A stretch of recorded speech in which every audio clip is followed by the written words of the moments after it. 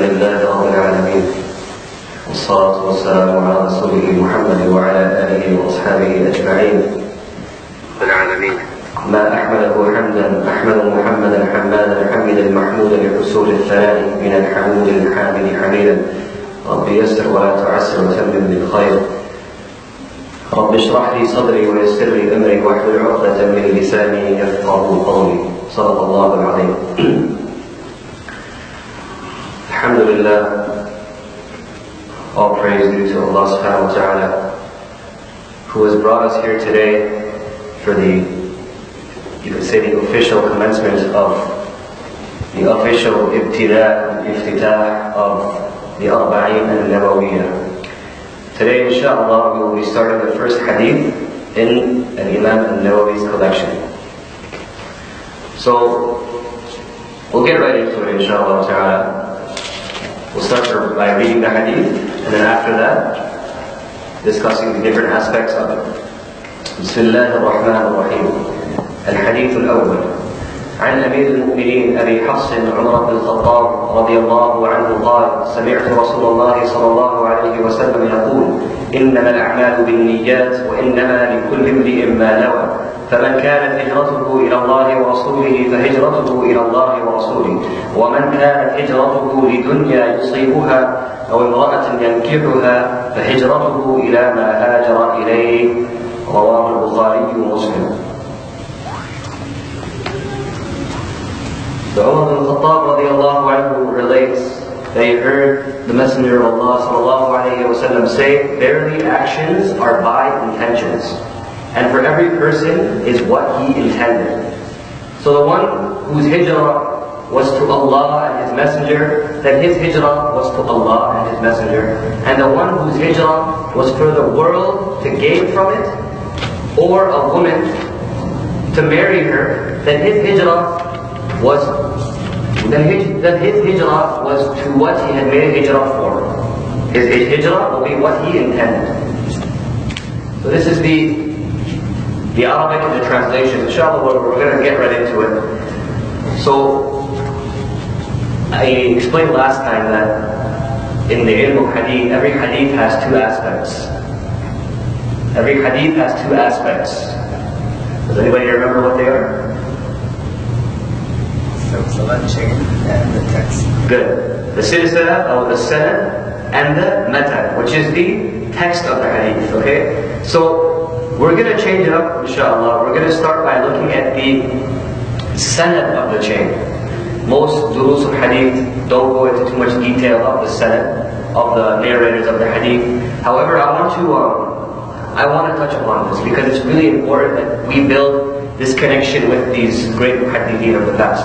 So, Imam Bukhari rahmatullahi alayhi, he narrates this book or this hadith in his Sahih.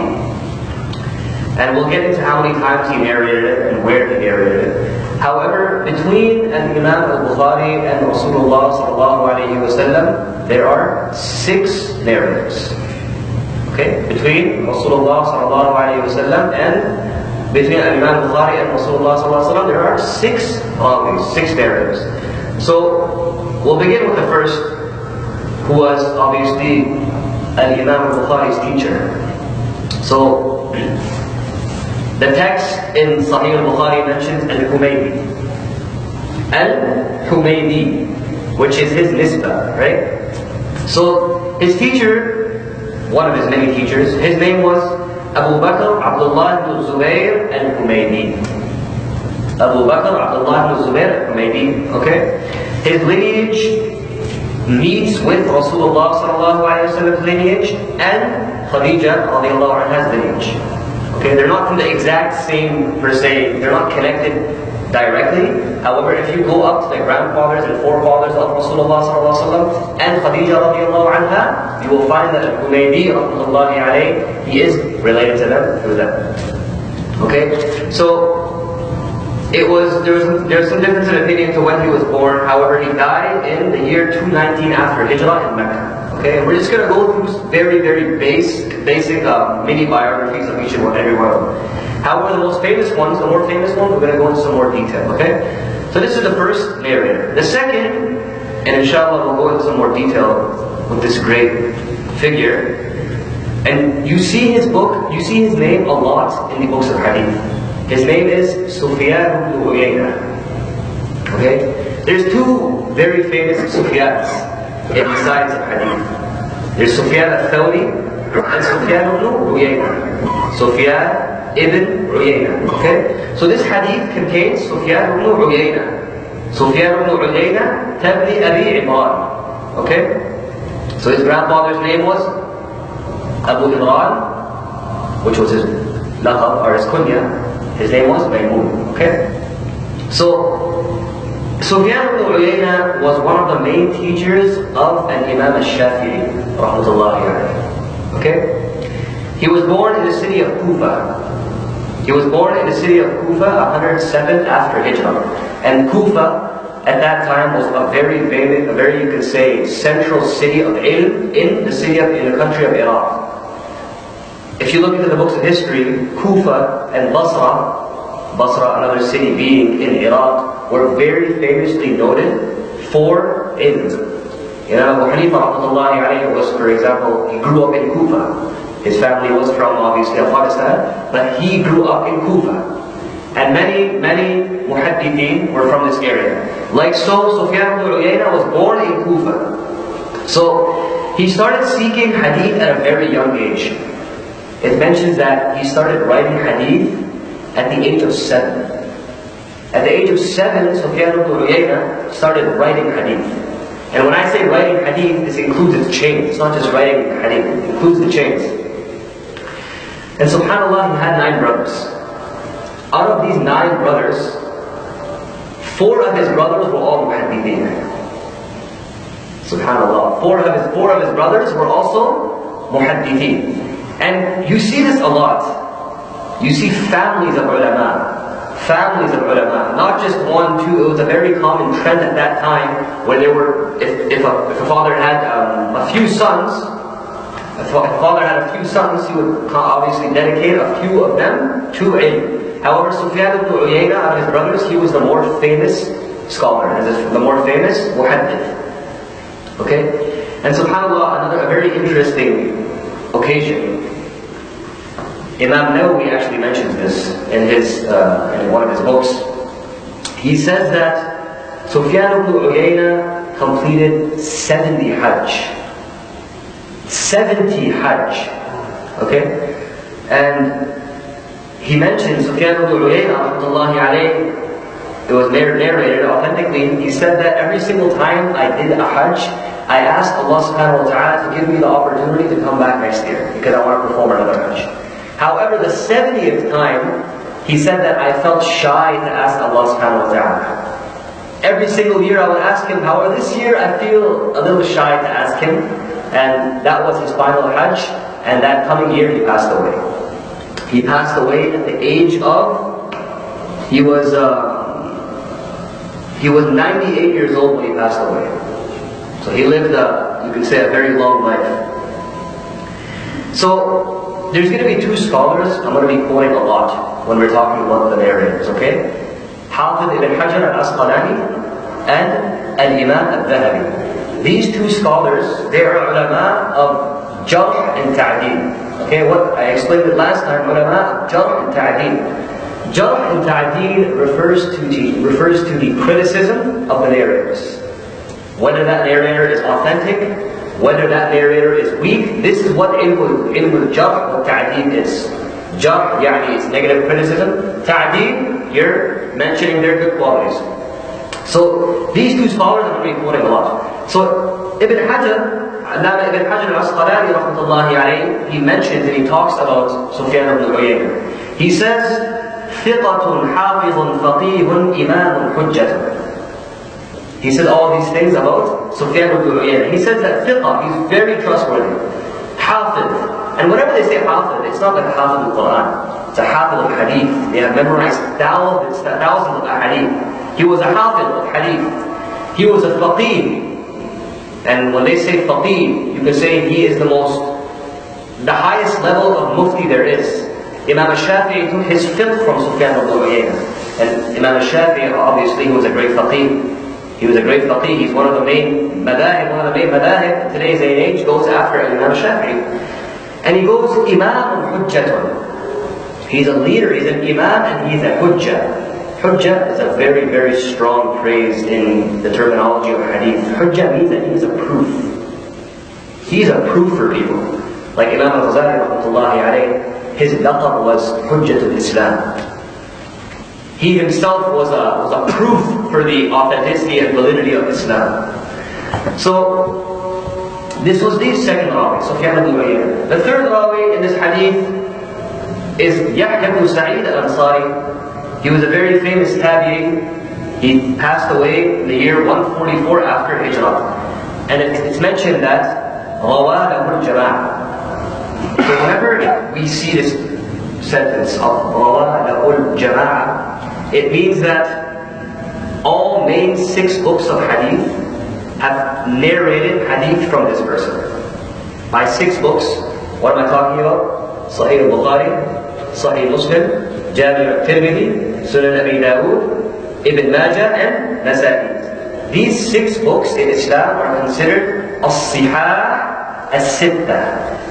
As-Sihah from Sahih, as-Sittah, the 6. The 6 famous authentic books of hadith. These are the Sihah as-Sittah. So whenever it says Rawa lahu al-Jama'ah, it means that all these books of hadith have taken his narrations. So, Yahya ibn Sa'id al-Ansari was one of those men. He was the third rawi in this chain. The fourth is Muhammad ibn Ibrahim al-Taymi.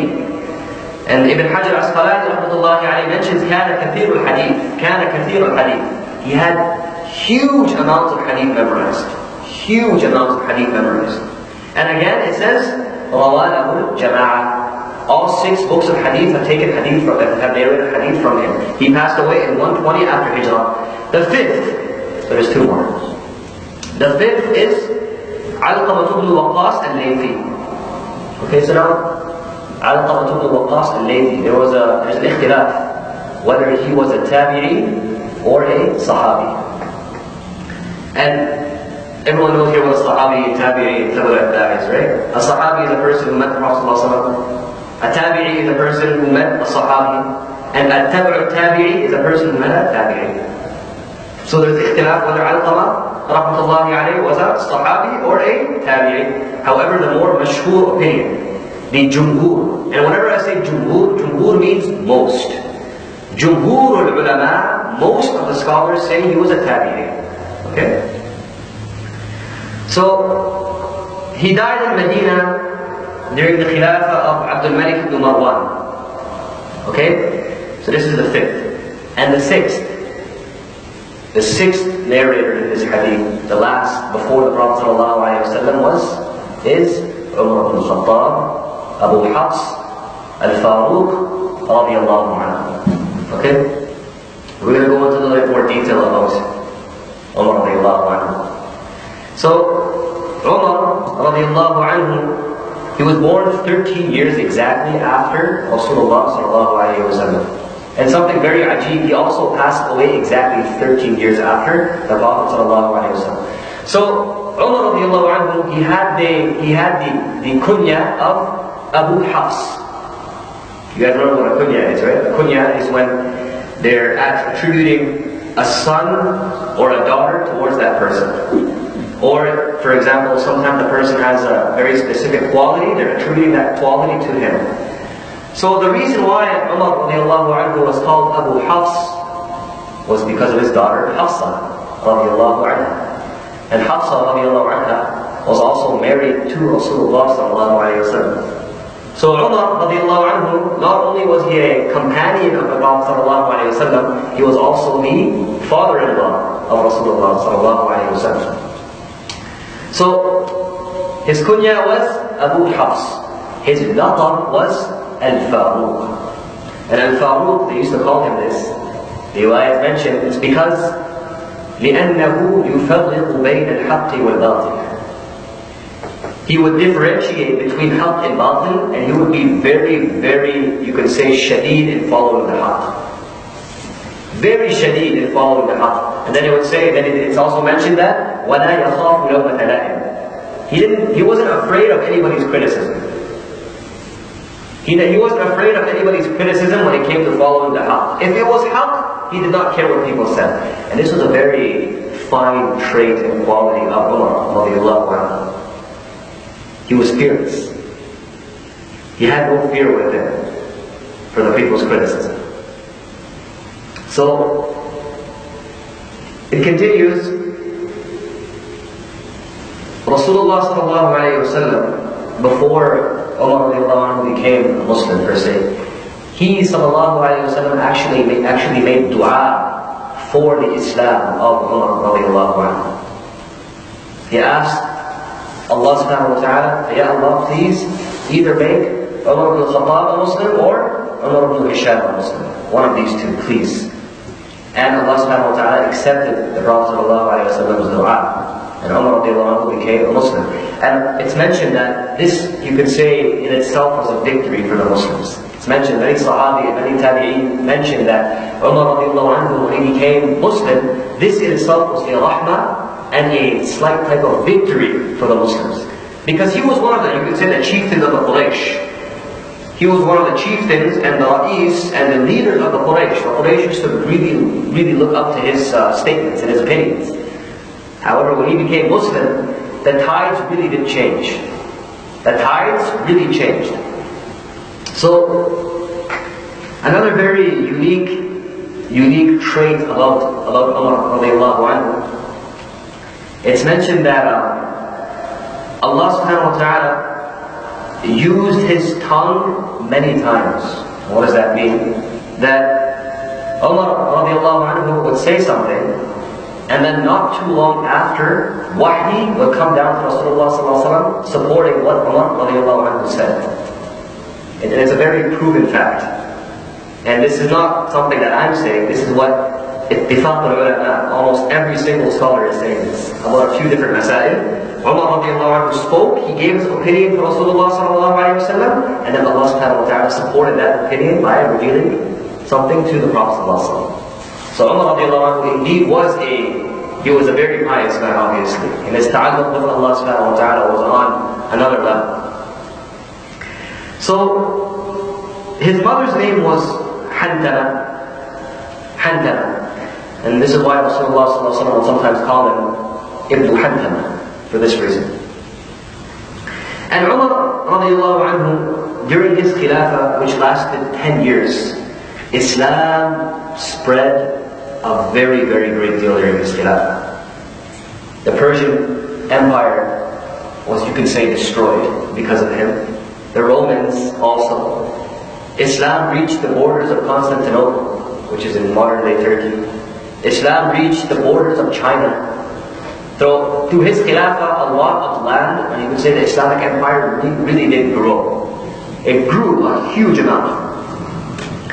And not only that, a lot of things Umar radiallahu anhu did became a norm. What does that mean? He, you could say, developed many, you could say, very innovating and very useful and beneficial things for the Muslim Empire. For example, the registering system. The system of registering, Umar radiallahu anhu was the first one to bring that into the Islamic Empire. And by registering, what does that mean? He had every single document that was written, it was recorded in files. And Umar radiallahu anhu, he dedicated people to writing these documents down and keeping them in very safe files. So they had a record of it. So you could say a recording system per se. And Umar radiallahu anhu also, he's the one who came up with this after Hijrah calendar. He's the one who implemented this after Hijrah calendar. So what does that mean? Obviously, in the Islamic you say world, in the Islamic perspective, we have the Islamic calendar, the after Hijrah calendar, right? And it begins with the Hijrah of Rasulullah sallallahu alaihi wasallam to Madinah al-Munawwarah. This was the first of Hijrah. So Umar radiallahu anhu was actually the one who brought this into the, you could say, the writings of the Muslims. Why? It's because during that time there was a few battles going on, and the generals They wrote to Umar, they said, Ya Umar, we always communicate with the enemies using their calendars. And we don't have a problem with that. However, we should have something dedicated to us. So Umar made mashwara with his companions around him. And obviously some gave the opinion that the calendar should start when the Prophet ﷺ received nubuwwah. This should be the first year of, you can say, the Islamic calendar. Others said no. And finally it was decided that it will begin from the first of Hijrah, when the Prophet ﷺ migrated to Medina. So he also relocated Maqam Ibrahim. And if you guys have been to Mecca to Mukarramah, you will see Maqam Ibrahim. It's not connected to the Kaaba.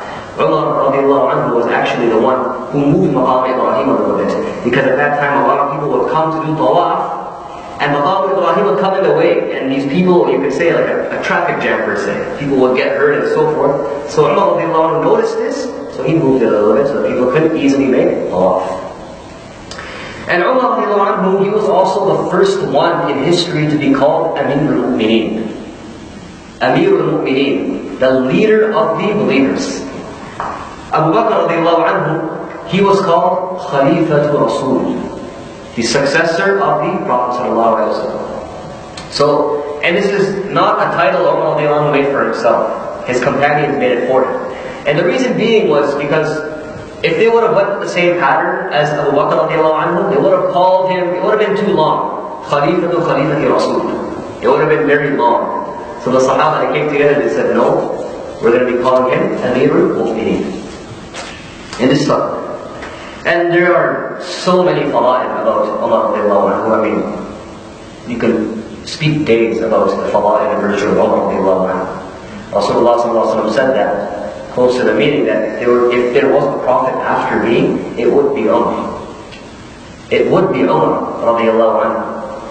And in another hadith, Rasulullah sallallahu alaihi wasallam said that I have two wazirs in the sky, and I have two wazirs, and by wazir means minister. I have two ministers in the sky, and I have two ministers on the earth. The ones in the sky are Jibreel and Mikael. The ones in the earth are Abu Bakr and Umar radiallahu anhuma.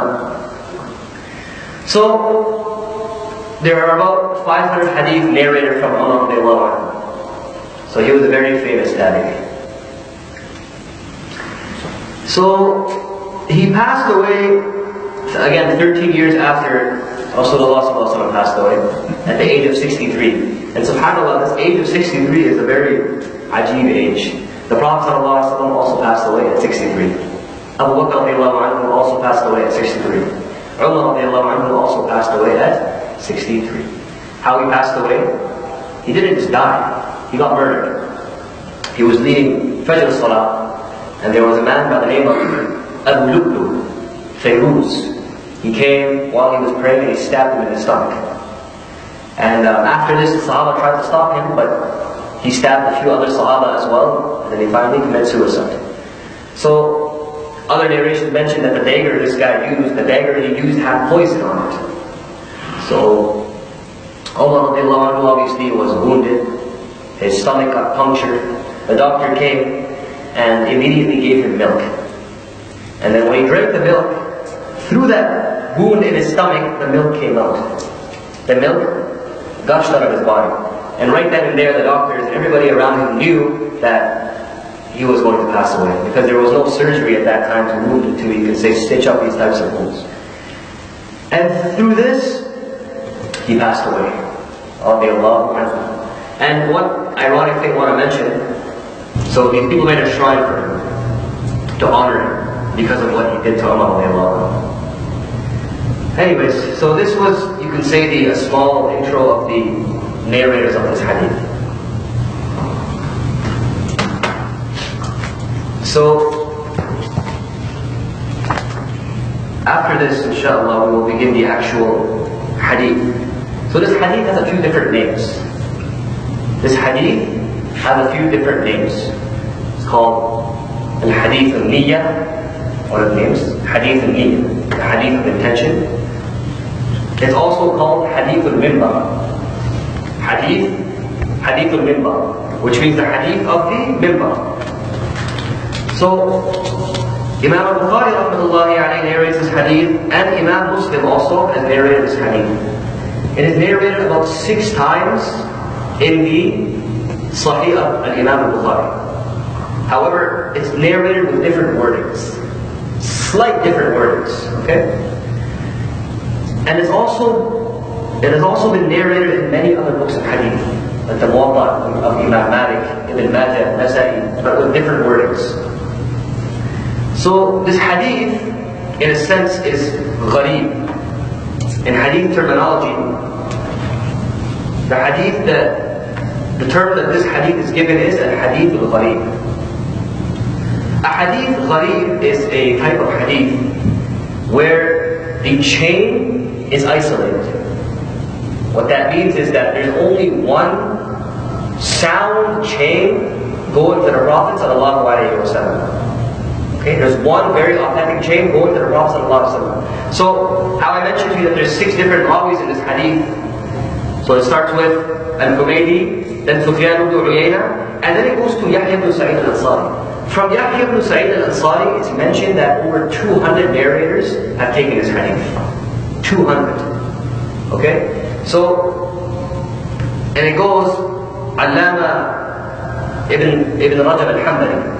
Allama ibn Rajab al-Hanbali, he also has a compilation of 50 hadith. And he does a commentary on this hadith as well. He says that, قَدْ رُوِيَ مِنْ طُرُقٍ كَثِيرًا. There are many chains of hadith this hadith has. However, لكن لا يصح من ذلك شيء عند الكفار. Not a single one of these chains are authentic except this one. Except this one. From Yahya ibn Sa'id al-Ansari to Umar radiyallahu anhu. Then he goes, روى عنه أكثر من 100 راو. There's more than 200 narrators who have narrated this hadith. And he goes, some have said that there are over 700 narrators who have narrated this hadith. So what that means is, some muhaddithin say that this hadith is on the level of mutawatir. You guys remember what mutawatir is, right? Mutawatir is the strongest type of hadith. That's when generations of generations have narrated this hadith. However, muhaddithin say that this is not the most strongest view of the hadith, because these chains are weak. There's only one strong chain, so you cannot consider them all to be mutawatir. So he continues, he says, Imam al-Bukhari rahmatullahi alayhi, he brought this hadith in the place of a khutbah. You know how we have khutbahs? He brought this hadith at the place of a khutbah. Why? Because he's trying to show that every single action should be done for the sake of Allah subhanahu wa ta'ala. And if it is not done for the sake of Allah subhanahu wa ta'ala, then it is batil. Then it is futile. So, he continues and he says, وَلِهَذَا قَالَ عَبْدُ الرَّحْمَنِ بْنُ مَهْدِي. And for this reason, Allama Abdul Rahman ibn Mahdi, and Abdul Rahman ibn Mahdi was a great muhaddith. We're going to speak about it inshallah in the next few weeks. He said that لو صنفت كتابا في الأبواب لجعلت حديث عمر بن الخطاب في أعمال بالنيات في كل باب. He said that if I compiled a book of hadith, I would have put this hadith of إنما الأعمال بالنيات in the beginning of every single chapter. I would have put this hadith in the beginning of every single chapter. That is how important this hadith is. This is Abdul Rahman ibn Mahdi saying this. And there's another narration that says, وعنه أنه قال من أراد أن يصنف كتابا فليبدأ بحديث العمل بالنيات. He says that whoever wants to compile a book, or whoever wants to start a book, they should always start this hadith in the beginning of the book. They should always bring this hadith first. So why is this though? Why is this the case? It's because this hadith revolves around sincerity, ikhlas. This hadith revolves around ikhlas and sincerity. That is why these ulama, they were very keen and very careful about their intentions when, before and after they started an action. They were very careful. So he goes and he says, he's talking about the importance of this hadith. He says, فَضُوِيَ عَنِ الشَّافِعِي رَحْمَةُ اللَّهِ عَلَيْهِ. Imam Shafi'i رحمة الله عليه says, هَذَا الْحَدِيث ثُلُثُ الْعِلْمِ. This hadith is 1/3 of an ilm. That is how important this hadith is. 1/3 of the ilm comes from this hadith. And he says, وَيَدْخُلُ فِي سَبْعِينَ بَابًا مِنَ الْفِقْهِ. There are over 60 different chapters of fiqh which this hadith corresponds to. 60 different chapters of fiqh this hadith can be used in. And he continues, he says, Imam Ahmad rahmatullahi alayhi, he says, أُصُولُ الْإِسْلَامِ عَلَى ثَلَاثِ hadith. The principles of Islam are based on 3 hadith. This is Imam Ahmad saying this. He says, Hadith Umar, إِنَّمَا الْأَعْمَالُ بِالنِّيَّاتِ, which is this hadith. وَحَدِيث Aisha, the hadith of Aisha radiallahu anha, which we will speak about inshallah in the coming weeks. And the hadith of Nu'man ibn Bashir. These 3 hadith, which all of them are in the Arba'in, by the way. We'll go into every single one when we get to them. These 3 hadith, he said that they are the principles of Islam. That is the importance of these 3 hadith. And he goes and he says, Ishaq ibn Rahaway. And or if you want to, or one of the other, you could say, Dabt for his name is Rahuya. Ishaq ibn Rahaway or Ishaq ibn Rahuya. They're both correct. Ishaq ibn Rahaway was one of the teachers of Imam al-Bukhari. He says that أربع أحاديث هي من أصول الدين. He says no, there's not 3, there's 4 main hadith which are the principles of deen, which all the usul of deen are based upon. So he says the first hadith is what? Hadith Umar, which is this hadith, إِنَّمَا الْأَعْمَالُ بِالنِّيَّاتِ. And then he says the next hadith is Al-Halal Bayyin wa Haram Bayyin, which we will get into. And the next hadith is another hadith in the Arba'in, which we will get into, and another hadith. They're all in the Arba'in, subhanAllah. Okay? Every single one of these hadith are in the Arba'in, in which we will get into every single one of them, inshallah. So, Sa'id, or Uthman ibn Sa'id, he narrates from Abu Ubayd. He says that جمع النبي صلى الله عليه وسلم جميع أمر الآخرة في كلمة واحدة وجمع أمر الدنيا كلها في كلمة واحدة. He says that Rasulullah صلى الله عليه وسلم, he has gathered Amr al-Akhirah, all the matters of the Akhirah and all the matters of the Dunya in 2 statements. So he said, he has gathered all the matters of Akhirah with 1 hadith. The hadith of مَنْ أَحْدَثَ فِي أَمْرِنَا مَا لَيْسَ لَهُ مِنْهُ فَهُوَ رَدٌّ. Whoever innovates something in our matter which does not have any basis, فَهُوَ رَدٌّ, that it is rejected. This hadith, he says that it's a jama', it's a compilation of everything Akhirah is about. Then he goes and he says, Rasulullah he said another hadith that has everything to do with dunya. And he said what that hadith is? إِنَّمَا الْأَعْمَالُ بِالنِّيَّاتِ. This is the hadith. All of dunya, all the matters of dunya are based on this hadith.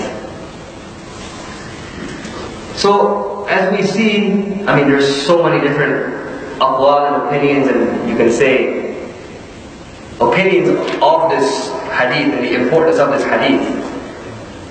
There's a lot of emphasis on this hadith.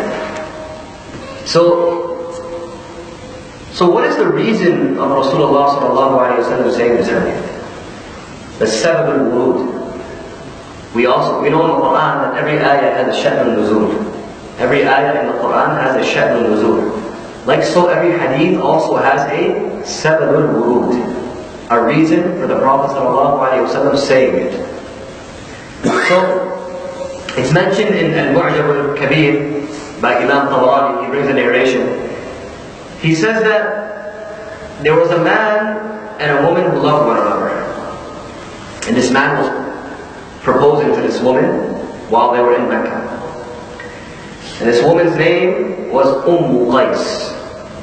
Qais, the mother of Qais. And the man's name, it has not been recorded, because some say that the Sahabi were trying to, you can say, conceal it, because they didn't want people to know who he was. So Muhaddithin, they referred to him as Muhajiru Ummi Qais. Muhajiru Ummi Qais, the migrator, the one who migrated for Qais.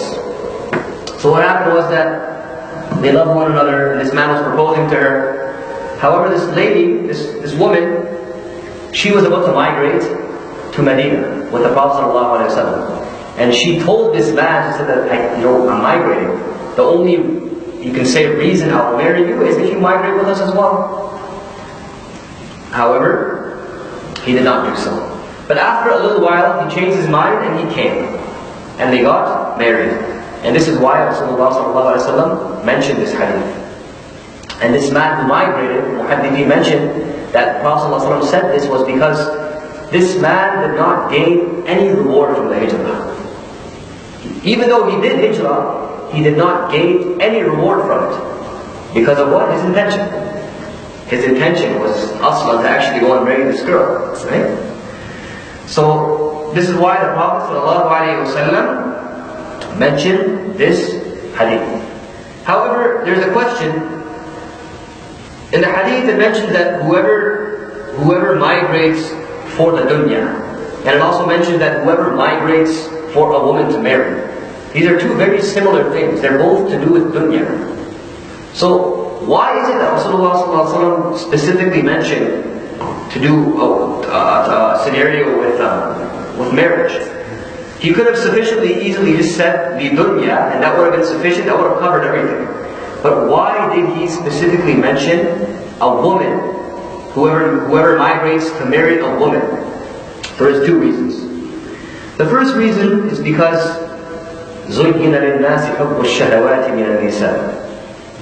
That the biggest, you could say, desire, or the biggest test for men is women. And this is why Rasulullah ﷺ says that النِّسَاءُ حَبَائِلُ الشَّيْطَانِ. And no offense to the women here, but the Prophet ﷺ said that women, they are the ropes of shaitan. A lot of people, a lot of men actually, look at the story of Layla Majnoon. Majnoon went crazy. He lost himself completely over a woman. And there are many, many examples of this in the past as well. So this was the first reason. Because women are the biggest desire for men. And the biggest test for men. The second reason was because of what? Because of this woman migrating and this man migrating. So he wanted to exclusively mention them and let them know that they're not gaining, this man is not gaining any reward from this hijrah. So these are the two examples. So now let's look into the wording of the hadith. The wording of the hadith. So we'll start with Sami'tu. Umar radiallahu anhu, he says, Sami'tu Rasulullah sallallahu alayhi wa sallam. So Sami'tu comes from Sami'a yasma'u, sam'an, it means to hear. Sami'tu means I heard. Very straightforward. Okay? The next word, we're not going to go into every single word. Okay? The next word is mimbar. And you guys know what a mimbar is, right? A mimbar is those little steps right there. That's what a mimbar is. Mimbar, it comes from the verb nabar, which means irtifa, which means for something to be very high. So a mimbar is actually a setting or an object that is very high. Like so, a mimbar is an object that is a little high. Okay? So, the next word, a'mal. What is a'mal? A'mal is the plural of amal. Okay? A'mal is the plural of amal. However, there's a question here. What's the difference between af'al and a'mal? Because af'al means doing. A'mal also means doing. So what's the difference? So it's mentioned that a'mal, they are things, it is an action that is ikhtiyari. It is an action that is ikhtiyari. What does that mean? It's an action that the person chooses to do. And af'al, they are ghayru ikhtiyari. They are actions that a person does not really choose to do. He doesn't choose to do it. He does it naturally. Okay? And another difference between these two is that a'mal, they have the consistency of istimrar. An amal is something that is done consistently. An amal is something that is done consistently. A fi'l or a af'al is something that is done not consistently. Okay? The next word is the word niyyah. Right? This whole hadith has to do with niyyah. What is a niyyah? So niyyah literally means al-qasd. Al-qasdu, which means to have in mind or to intend. However, the linguists, subhanAllah, they've done so much work in the Arabic language, they have differentiated niyyah to 5 different types. 5 different types of intention. The first type, they're called maratib al-qasd. Maratib al-qasd. The first one is hajis. Hajis, which comes from obviously from the root letters of had, jim, and sin. Hajis means a very subtle occurrence. Okay, it's a type of thought that comes in your mind very rarely. So it's a very, you can say, inconsistent or a not continuous thought, an idea that comes to your mind. Hajis. The second type is khatir. Khatir, literally, it means to wave or to vibrate. So it's a thought and an intention that starts to come to your mind a little bit more. You're thinking about it more and more now. Hajis. The third is hadithun nafs. Hadith and nafs, obviously, it means hadith means speech. Nafs, hadith, un nafs. The speech of your nafs. So this is when it's mentioned تَتَرَدَّدُ فِيهِ, that this thought is now becoming very frequent. And this intention is now coming very, very frequent. This is the third. The fourth type is ham. Hammun. Hammun means literally to plan. It's when you have planned something out in your mind, your intention has been planned, and you have a very strong resolve that you're going to do it now. This is a ham. Istijma' al-wasa'il is the definition that muhaddithin said. It's when you basically, the means have all come together and you're ready to do it. Okay? And the fifth and final type of, you can say, thought or intention is azm. Azm, which is the strongest type of thought and intention. It is when you have made your mind and you're going to do it no matter what.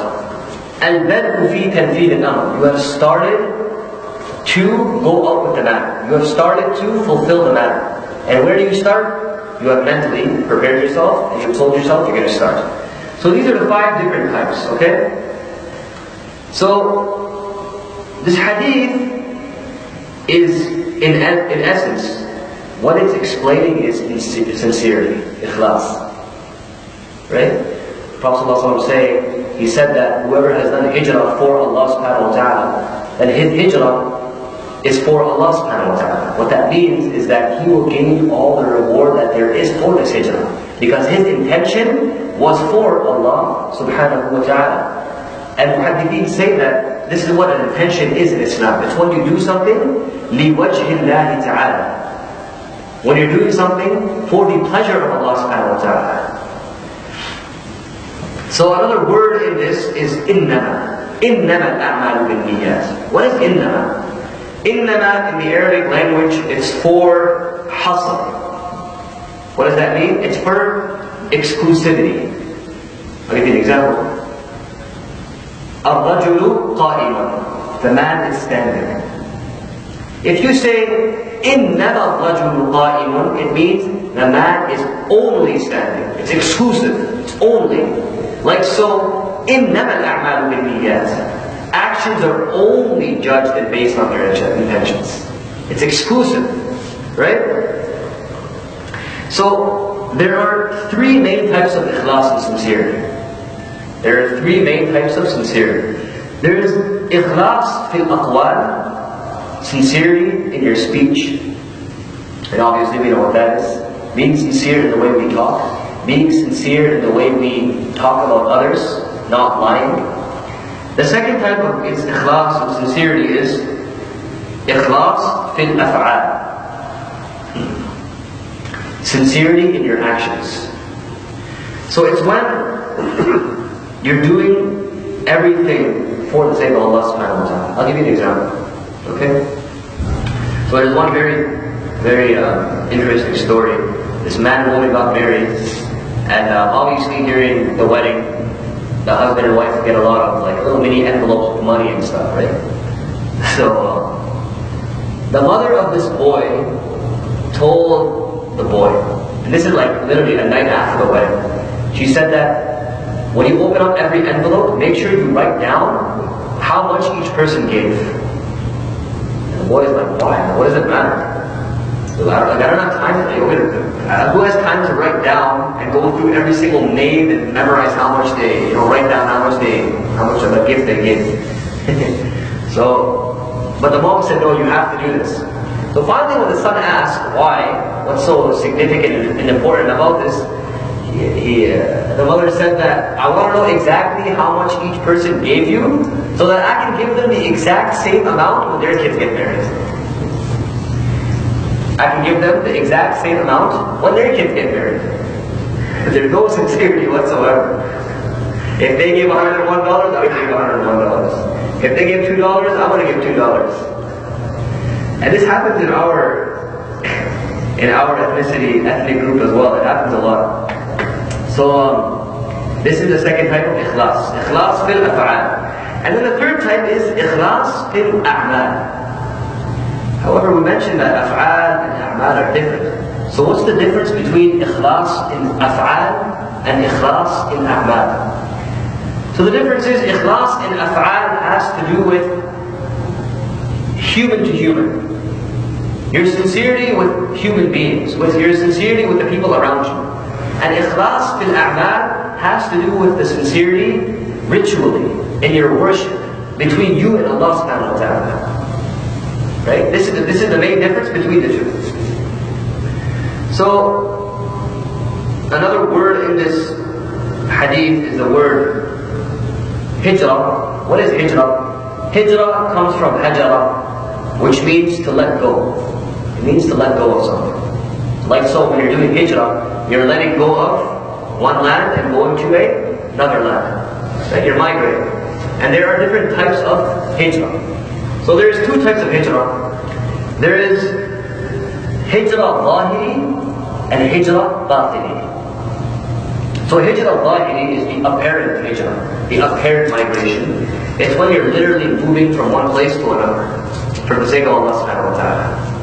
Either you're getting away from evil, either you're moving somewhere because you want a better education for your child, whatever the intention is. This is hijrah zahiri. Okay?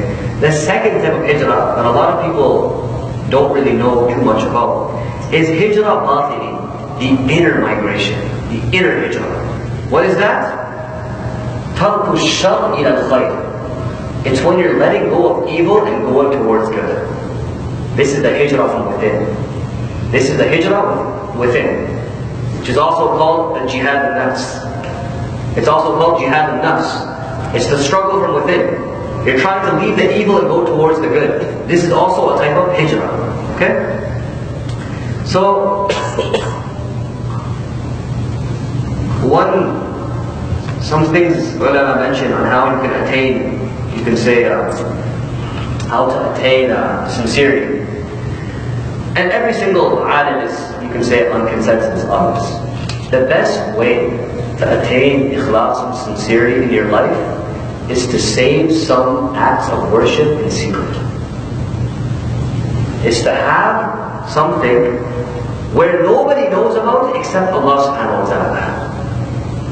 For example, let's say you have the habit, you want to make a habit of donating, giving sadaqah every Friday, and nobody knows this except Allah subhanahu wa ta'ala. Allah subhanahu wa ta'ala is your only witness. This is an example. Or let's say every single night you wake up to pray 2 rak'ah, tahajjud, and you don't want anybody to know except Allah subhanahu wa ta'ala. This is the best way to attain sincerity. Doing acts of worship when nobody's there to look at you. Doing acts of worship when the people's eyes aren't on you. When Allah subhanahu wa ta'ala is watching you. Right? And this goes to you can say another example. So, Allama Samarqandi rahmatullahi alayhi mentioned, he says, مَا فُعِلَ لِلَّهِ قُبِلَ. Whatever is done for Allah subhanahu wa ta'ala will be accepted. وَمَا فُعِلَ مِنْ أَجْلِ النَّاسِ رُدَّ. And whatever is done for the people to show off, it's going to be rejected, 100%. So he gives a beautiful example. He says, مَنْ صَلَّى الظُّهْرَ مَثَلًا وَقَصَدَ أَدَاءَهَا مَا فَضَ اللَّهُ تَعَالَى عَلَيْهِ وَلَكِنَّهُ طول أركانها وقراءتها وحسن هيئتها من أجل الناس فأصل الصلاة مقبول وأما طوله وحسنه من أجل الناس فغير مقبول. He gives the example of a man praying Dhuhr. So this guy goes, he prays Dhuhr. However, he is praying very, very slowly with a lot of, you could say, devotion and dedication. Why? Because the people are looking. So, you can say, Allama Samarqandi mentions that the person's salah is going to be accepted. However, the way he prayed and the way he beautified his prayer is not going to be accepted. It's going to be void of reward. And this is what majority of the ulama say. When you do something without the proper intention or without an intention, it's a muhbitu amali. I could say thawab is going to be muhbit. You're not going to gain any reward from it. Okay? So, this is the basic gist of the hadith. Okay? So what the hadith is telling us,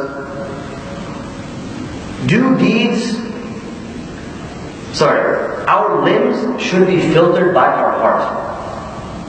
Think about that for a second. Our limbs should be filtered by our heart.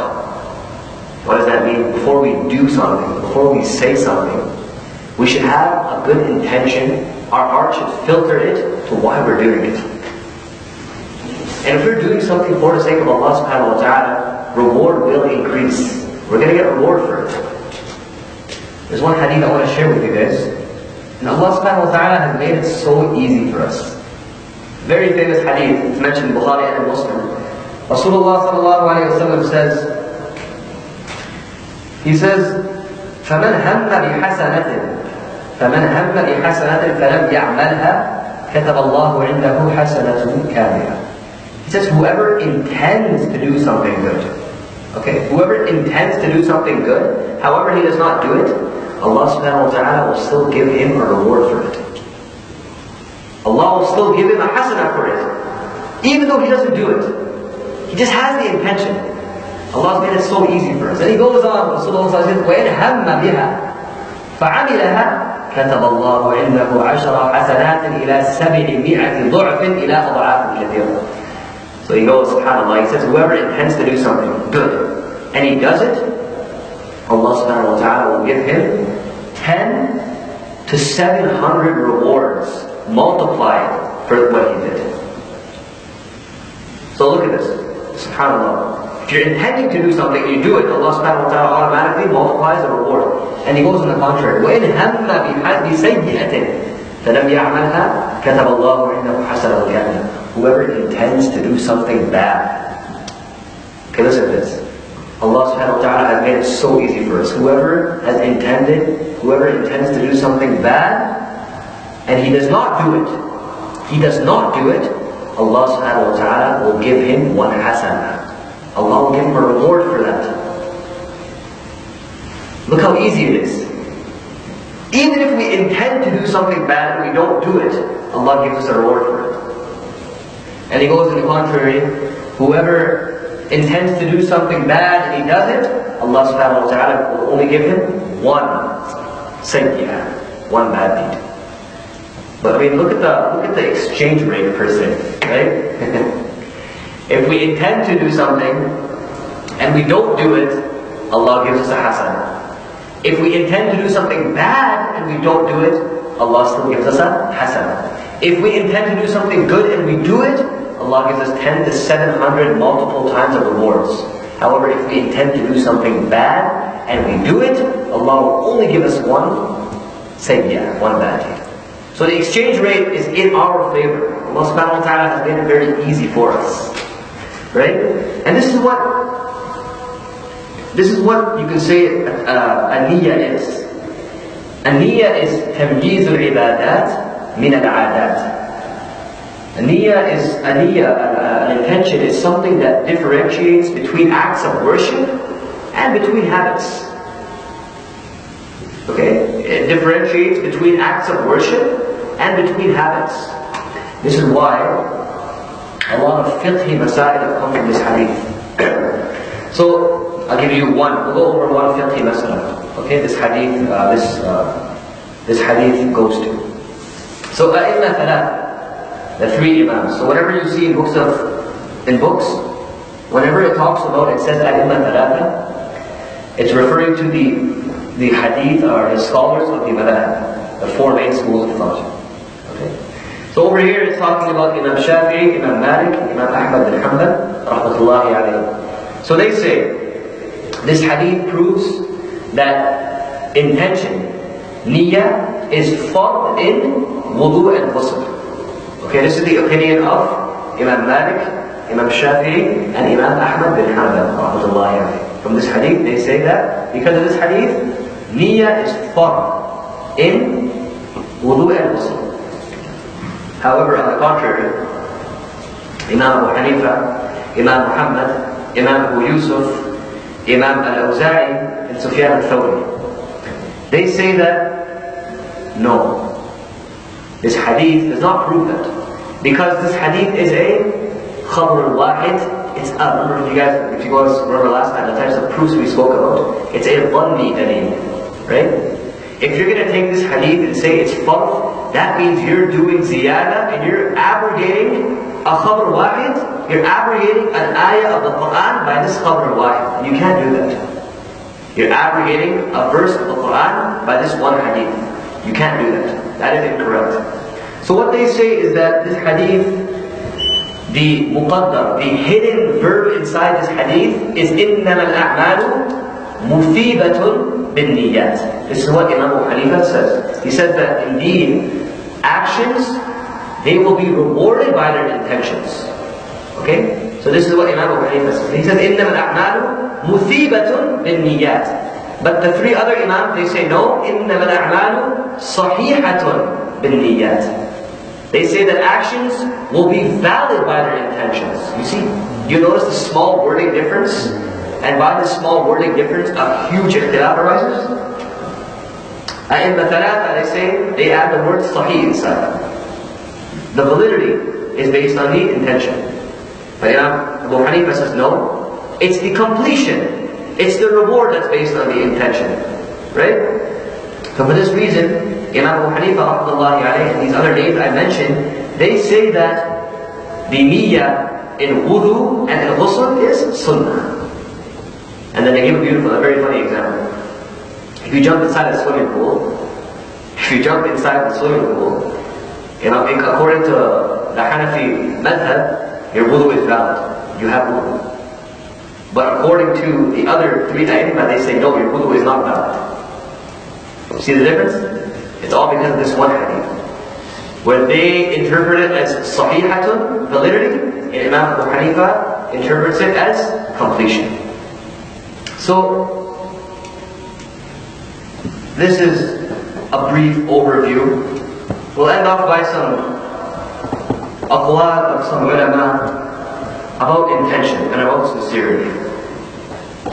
So, Wuhayb ibn Ward, rahmatullahi alayhi, he says, ittaqillah, says fear Allah subhanahu wa ta'ala. Why? أن تسب إبليس في العلانية وأنت صديقة في السر. He says that you curse Iblis, you curse Shaitan openly in front of everybody. However, when you're in secret, you guys are friends. Right? You swear at Iblis openly, however, you're his friend when it comes to secret. You're his friend in secrecy. Because you're succumbing to your desires. You're disobeying Allah subhanahu wa ta'ala. So he says, be a little careful. Fear Allah subhanahu wa ta'ala. And then Junayd al-Baghdadi rahmatullahi alayhi, who was also obviously a master of sincerity. A very famous story. He was a professional wrestler, Junayd al-Baghdadi. And this is before he became a very pious saint per se. He was a professional wrestler. So one day the king, he wanted to make a tournament for his entertainment. He called all the different wrestlers to wrestle in front of him. As for entertainment. So Junayd al-Baghdadi, he beat everybody. He beat everybody. Finally, there was a man that came, very skinny, old man. He came in front of Junayd al-Baghdadi in the ring, inside the ring. Junayd al-Baghdadi was confused. He said, am I wrestling you? What are you doing? And this man, he grabbed Junayd al-Baghdadi and he told him, he whispered, he said, I'm a very old, weak man, as you can see. The only reason I'm here is because I need the prize money to support my family. I need the prize money to support my family. Please let me win it. And Junayd al-Baghdadi, who was the most professional and popular wrestler at that time, he let this man beat him. But the king didn't believe it. The king's like, after the first round, when Junayd al-Baghdadi lost, he said, no, rematch. Second time, Junayd al-Baghdadi let him win again. The king again said, no, rematch. One more time. The third time again, Junayd al-Baghdadi let this man win, and this man got the prize money. And ulama mentioned that this was the first step toward Junayd al-Baghdadi's, you could say, reform and change. This act of what? Ikhlas. Sincerity. So Junayd al-Baghdadi rahmatullahi alayhi, he says, Al-Ikhlas was sirrun bayna Allah wa bayna al-abd. Sincerity, it's a secret between Allah and His slave. It's a secret. Why? لا يعلمه ملك فيكتبه. The angels on your shoulders don't know your intention for doing something. The angels, they don't know the reason why you're doing something. They just see the actions. And these angels, they just write down the actions. And like so, nor does shaitan know your intention sometimes, for him to make it corrupt. It's mentioned that shaitan, the only time he knows, or he tries to, you could say, mess with a person's intention, mainly is in salah. Mainly is in salah. This is when the waswasa comes, right? But shaitan, if a person's intention is solid, it's very hard for him to change it. Right? So, this is a very base overview of this hadith. There is over, I don't know how many, over 100 pages I sifted through to just kind of get the core of what this hadith is trying to say. But I'll end off by one more statement of Sufyan al-Thawri rahmatullahi alayhi. And this statement shows how much zeal and how much care and caution they had, these ulamas of the past. He said, مَا عَالَجْتُ شَيْئًا أَشَدَّ عَلَيَّ مِنْ نِيَّتِي. He said that I have not treated anything more severe and more harder and more, you could say, intense against myself than my intention. I have not treated anything harder than my intention. Why? Because intention changes. Intentions go back and forth. Intention is a mayadat in Arabic. It says mayadat, it's an inclination. It goes back and forth. So, we have to always check ourselves before we do something. This is the moral of this hadith. This is the moral of the hadith. Check yourself before you do something. And whatever you do it for the sake of Allah subhanahu wa ta'ala. You will get so much more reward for it. The reward is there for us. We just have to take that step and start with a good intention. And continuously renew your intention. Because intentions change. Intentions change. Insan, we are very weak and feeble. So our intention changes. And this is the asl of insan. Insan comes from the verb nasiya yansa. Nisyan, which means to be forgetful. So insan is a you can say a species that tends to forget all the time. So this is why we have to always check ourselves, review our intentions, and whatever we do it for the sake of Allah subhanahu wa ta'ala. I ask Allah subhanahu wa ta'ala to grant us understanding. Inshallah, next week we will continue with the second hadith. جزاكم الله خيرا وأحسن الجزاء وآخر دعوانا الحمد لله.